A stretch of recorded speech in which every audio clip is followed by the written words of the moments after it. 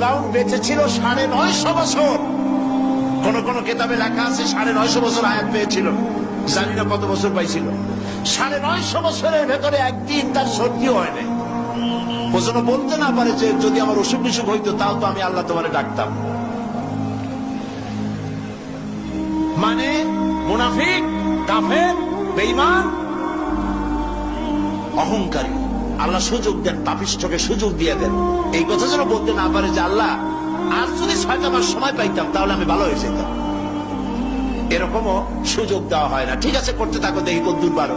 তারপরে যখন সীমা লঙ্ঘন করে করে একদম প্রান্তে এসে যায়, তখন দড়ির অপর প্রান্ত কার কাছে? কার কাছে? ঘুড়ি যত উপরেই ওড়ে, ঘুড়ির লাটায় ওর পেছনে একটা সুতা আছে, সেই সুতাটা আর একজনের হাতে, ঠিক না? ঘুড়ি যতই